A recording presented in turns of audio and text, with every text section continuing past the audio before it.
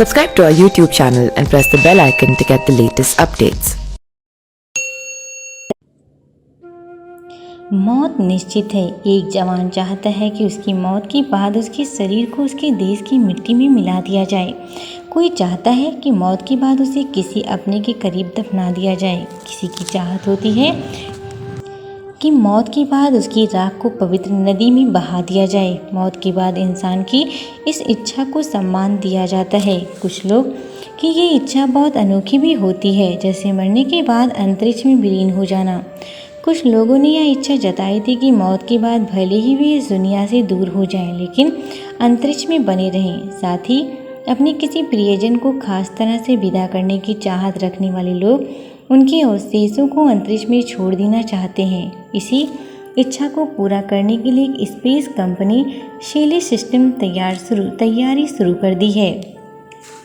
यह कंपनी 5 देशों के 47 व्यक्तियों के अवशेष पृथ्वी की कक्षा में छोड़ेगी। कंपनी अवशेषों को एक दूर संचार उपग्रह से जोड़ रही है, जो फ्लोरिडा के स्पेस कोस्ट से लॉन्च होगा। ये सैटेलाइट करीब 1 दशक तक पृथ्वी की परिक्रमा करेगा। इस सैटेलाइट का लाइव GPS डेटा भी देगा, जिससे लोगों को यह पता चल सके कि अवशेष कहाँ है, और जब भी लोग अपने प्रियजनों के अवशेषों को ट्रैक करना चाहें वे कर सके। सैटेलाइट के निष्क्रिय होने पर अवशेष सैटेलाइट के साथ ही रहेगा। जैसे ही सैटेलाइट पृथ्वी के वायुमंडल में प्रवेश करेगा, अवशेष चल जाएंगे और वातावरण में विलीन हो जाएंगे। एक माँ मेलिशा केसी का कहना है कि उनका बेटा चाहता है कि अंतिम संस्कार के बाद उसे अंतरिक्ष में भेजा जाए। यह उसका सपना था।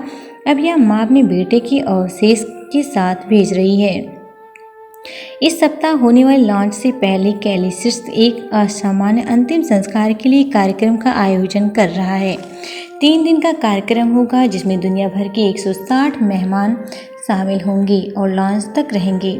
अंतिम संस्कार के अवशेषों में मोर्जारी डफ्टन के अवशेष भी शामिल हैं, जिन्होंने 1950 के दशक के अंत और 60 के दशक की शुरुआत में नासा के साथ पहली all female mercury mission crew की सदस्य बनने के लिए ट्रेनिंग ली थी, लेकिन 2020 में उनकी मौत हो गई थी। मरकरी प्रोग्राम को 1962 में रद्द कर दिया गया था और मर्जोरी डॉफ्टन को कभी अंतरिक्ष की यात्रा करने का मौका नहीं मिला। उन्होंने अपने जीवन में इस बात का सबसे ज़्यादा अफसोस था। अब उनके बेटे माइकल डॉफ्टन अपनी मां की इच्छा का सम्मान करते हुए उन्हें इस तरह अंतरिक्ष में भेज रहे हैं। उनके बेटे का कहना है कि अब से 10 साल के बाद जब सैटेलाइट वायुमंडल में वापस आ जाएगी, तो बाकी सारे अवशेषों के साथ साथ उनकी मां भी एक तरह तारा बन जाएंगी। सेलिक्सिस सबसे पहले भी यह कर चुके हैं। 2012 में इसने 320 लोगों के अवशेषों को ऑर्बिट में छोड़ा था। इन अवशेषों में स्टार ट्रेक के एक एक्टर जेम्स दोहन के अवशेष भी शामिल थे। 2018 में सैन फ्रांसिस्को की कंपनी एलिसियम स्पेस ने भी स्पेसएक्स फाल्कन 9 रॉकेट के जरिए 100 लोगों के अवशेषों को अंतरिक्ष में लॉन्च किया था। इस काम के लिए कंपनी ने प्रति व्यक्ति $2500 लिए थे। Subscribe to our YouTube channel and press the bell icon to get the latest updates.